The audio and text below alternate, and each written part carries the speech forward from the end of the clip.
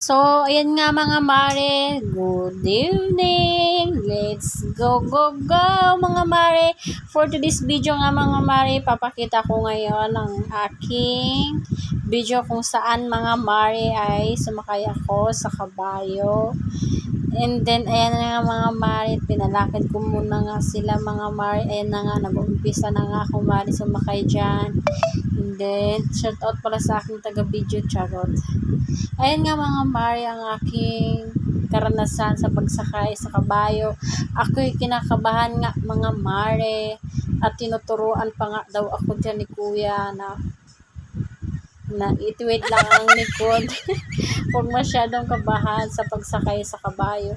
Ay naku mga mare, kasi ang feeling yan mga mare, para akong malalaglag. Alam nyo naman mga mare, first time natin sumakay dyan sa kabayo na yan, charot. Ayan nga mga mare, pagmasdan nyo, enjoy na enjoy daw ako dyan mga mare sa pagsakay sa kabayo, habang may tour guide nga ako dyan si kuya. Hi kuya, shout out kung nakikita mo ito, nakalimutan ko yung pangalan mo. Ayan nga mga mare, lilibutan nga namin ito, isang metro, ay ano lang, isang doon hanggang doon sa taas na pupunta namin. First time ko nga pumunta doon mga mare, at umikot-ikot dyan sa kabayo na yan mga mare. Tara mga mare, samahan nyo ko. Pasensya na sa video mga mare, at magulo-gulo at masyadong kasi hindi pa talaga ang cellphone natin mga mare. Ayan mga mare, pag makabili tayo ng iPhone charot, sana all lang makakabili ng iPhone. Yan nga mga mare, habang naglalakad nga ako dyan, kinakausap ako ni kuya, kasi alam niya naman mare, kinakabahan ako dyan mga mare. Kinakabahan ako dyan that time na yan mga mare. Kinakabahan ako dyan sa pagsakay sa kabayo na yan mga mare. So ayan na nga mga mare, punta kami dyan. Ang saya-saya nga mga mare. First time ko talagang sumakay ng kabayo, kaya ini-enjoy ko na pagpunta dito sa Baguio. Hindi mawawala ang Baguio kung walang pagsakay sa kabayo mga mare.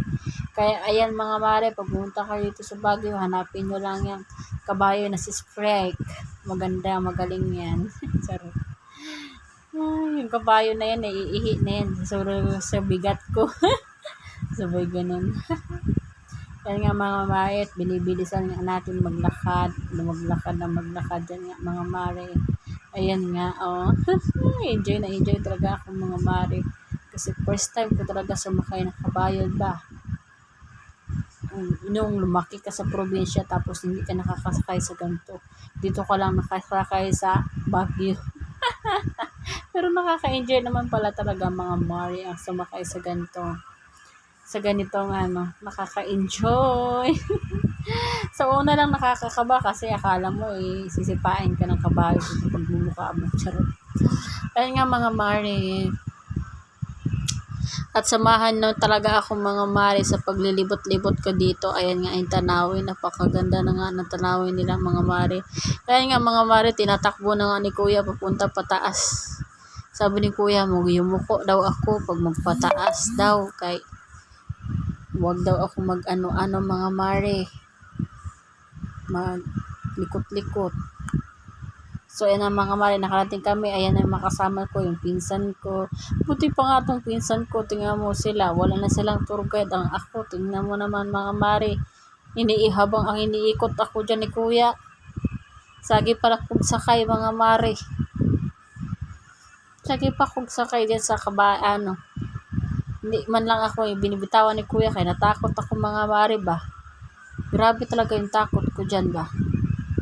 Kasi alam mo naman mga mare, first time natin sumakay sa kabayo, kaya natatakot ako baka bigla ako itakbo na doon at mapulutin ako doon sa kung saan dyan.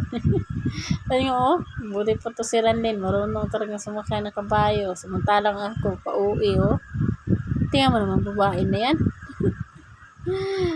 Pangiti-ngiti pa daw siya dyan. Tapos takot na takot siya. Ayan nga, habang iniikot-ikot ako ni kuya. Shoutout pala din siya nagbibideo sa akin si kids.